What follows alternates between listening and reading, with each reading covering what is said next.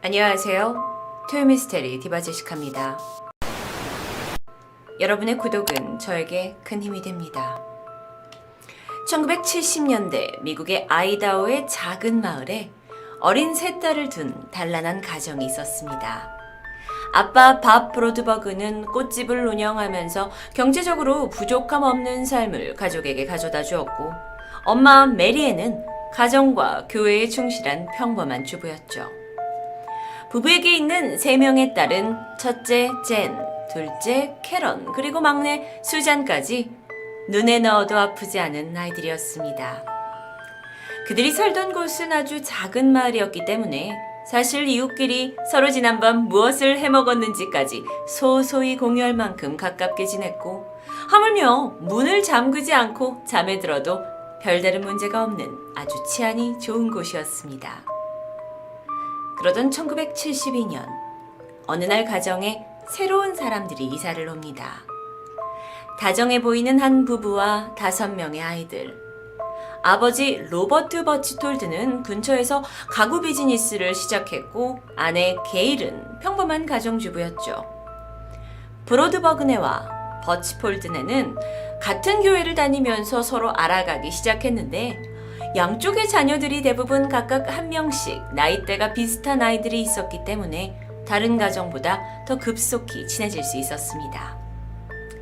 특히 로버트 버치톨드 아저씨는 말도 재밌게 잘하고 아이들한테 늘 친근하게 대해주는 아주 매력적인 사람이었어요. 교회에서도 독실한 신자였기 때문에 이웃들로부터 두터운 신임을 받았습니다. 꽃집을 하고 있는 밥 브로드버그와는 두 사람 다 사업을 하고 있었기 때문에 통하는 것도 많았는데요. 정말 이 두 가정은 친해지지 않을 수 없는 운명처럼 보였습니다.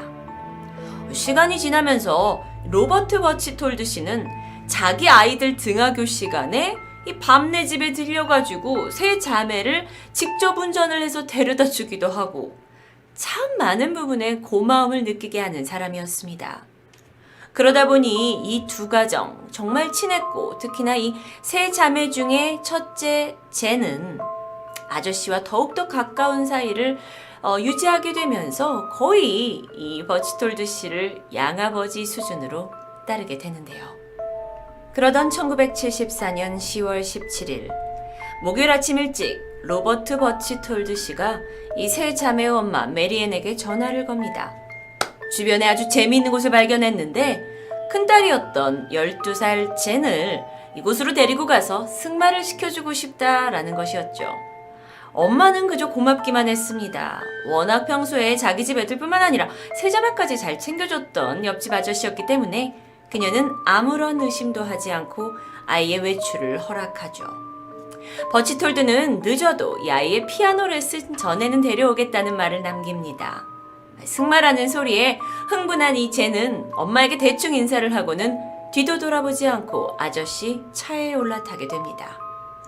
그렇게 두 사람은 신나는 소풍길을 떠났습니다. 그리고 얼마 후 남편이 퇴근해서 묻습니다. 여보, 젠 어딨어? 아이는 아직 돌아오지 않았습니다. 피아노 레슨 시간이 훌쩍 넘었지만 재밌게 놀고 있다고 생각합니다.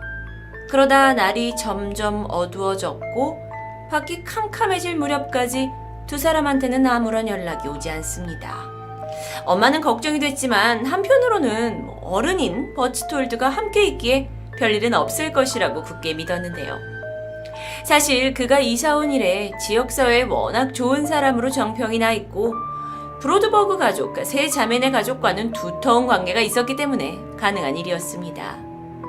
그런데 그렇게 기다림의 시간이 흘러 다음 날이 되었습니다.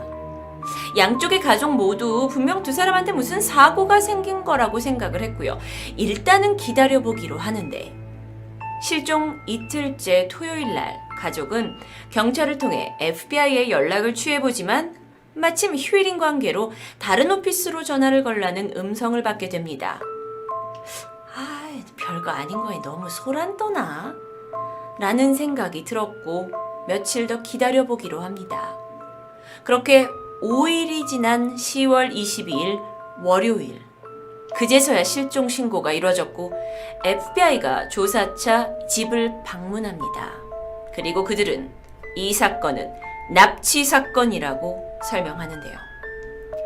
젠의 부모들은 그때까지도 그럴 리 없다고 생각했습니다. 버치톨드 씨는 그럴 사람이 아니에요. 밥과 메리에는 워낙 평소에도 그가 젠을 예뻐했기 때문에 분명 아이를 데리고 어디론가 멀리 여행을 갔을 수도 있다고 믿고 싶었습니다. 수사가 시작되었고 경찰은 이 집에서 수킬로 떨어진 들판에서 버치톨드의 차량을 발견합니다.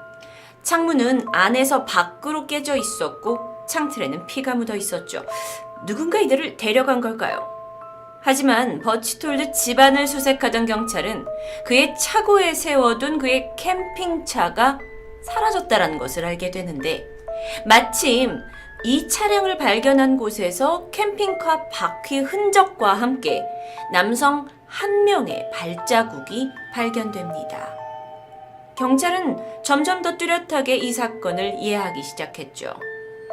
자신의 차량을 공격받은 것처럼 위장했고 준비해둔 캠핑카로 아이를 안고 옮겨 탄 것이 아닐까.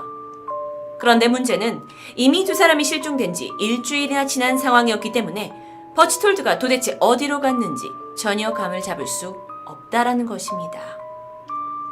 그러다 FBI는 버치톨드가 과거에 어떤 삶을 살았는지 행적을 수사하던 중에 그가 어린 소녀에 빠져 있다라는 것을 알아채게 됩니다. 이곳에 이사 오기 전에 다른 동네에서도 어린 여자애들한테 접근했다가 문제를 일으킨 기록이 남아져 있었던 거죠. 지금 시대였다면 그의 이름 앞에 소아성애자라는 단어가 붙었겠지만 1970년대 당시로서는 이런 류의 범죄가 자주 벌어지지 않았기 때문에 담당 FBI 수사관도 처음으로 접하는 범죄 유형이었습니다. 그렇다면 버치톨드는 도대체 어떤 사람이었을까요? 그는 어릴 적부터 여자아이들에게 집착했습니다. 처음에는 같이 자란 이복 여동생이었지만 이후 자신의 가정을 이루고 나서도 그 병적인 집착을 쉽게 버릴 수 없었고 여기저기 기웃거리면서 여기 이사를 오다가 결국 이 작은 마을에 오게 되었는데 이웃집에 사는 12살 젠을 마주하게 된 겁니다. 예쁘장한 외모에 아주 활발하고 사랑스러운 성격이었던 아이. 버치톨드는 자신이 그토록 오랫동안 기다려왔던 아이가 딱 젠이다라고 생각합니다. 그리고 그때부터 부모였던 이 브로드버그 가족과 최대한 가까워지기 위해서 노력을 했던 거죠. 자신의 아이들과 최대한 이쪽 아이들이 함께 어울리도록 시간을 만들고 세 자매를 등하굣길에 직접 데려다 주기도 하고 같이 가족여행을 주선하기도 하고 오늘은 애들을 우리 집에 맡기고 부부끼리 시간을 보내라고 하기도 하고요. 그의 위선적인 친절이었습니다. 그런 식으로 부모의 경계를 느슨하게 만들었던 거죠. 게다가 손재주가 좋았던 그 가구 가게를 운영하고 있었죠. 이 젠과 둘째 캐런이 1층에 있는 큰 방을 같이 쓰고 있다는 것을 보고는 아이들이 점점 자라나고 있는데 방을 따로 가져야 하지 않겠냐고 제안하면서 자신이 직접 벽을 올리고 만들어서 방을 2개로 분리시켜줍니다. 젠이 혼자 있어야 자신이 몰래라도 침입할 수 있기 때문이었죠. 그런데 그의 치밀한 계략은 이뿐만이 아니었습니다. 젠이 납치되기 2년 전부터 그는 젠을 자신의 것으로 만들어야겠다라고 생각을 했고 그러기 위해서는 이 젠의 부모의 관계를 흔들어야겠다고 생각했던 거죠. 그래서 젠의 엄마 메리앤에게 접근하기 시작합니다. 당시 결혼 12년 차 남편과 소원해진 관계 속에서 이웃집 남편의 아낌없는 칭찬 그리고 그런 구애 속에 메리앤은 흔들리기 시작합니다. 어느 날 두 사람은 교회로 드라이브를 나갔고 그곳에서 로버트의 노골적인 유혹에 메리앤은 넘어가게 되죠. 그런데 여기서 끝난 게 아닙니다. 버치톨드는 아주 잔인한 사람이었어요. 이번엔 그의 아빠 밥에게 접근합니다. 그 자세한 사항은 전해지지 않았지만 부적절한 관계까지 이끌어내게 되죠. 두 사람은 동성애를 나눈 것으로 전해지는데요. 이렇게 한 가정을 흔들고 파괴하는 이유는 오직 하나였습니다. 12살이었던 젠에게 가까이 다가가서 그녀를 완전히 소유하기 위함이었죠. 그러던 1974년 10월 17일 마침내 그는 젠을 납치합니다. 캠핑카에 필요한 것들을 다 챙겨서 미리 준비한 곳에 주차를 해두고 다정한 이웃 아저씨의 모습으로 젠을 재밌는 곳으로 데려가겠다며 데리고 나왔죠. 이후에 차에 탄 아이에게 알러지약이라면서 수면제 계통 약을 건넸고 젠은 곧장 정신을 잃습니다. 여러분, 앞으로의 상황은 정말 허구의 이야기가 아닌 실제 상황입니다. 젠이 눈을 떴을 때 어두운 캠핑카 침대에 누워 있었습니다. 여전히 약기운에 정신을 못 차리고 있는 상황에서 갑자기 옆에 놓여 있는 녹음기를 발견합니다. 이 녹음기에서 괴상한 음성이 들려와요. 젠, 너는 반외계인이야.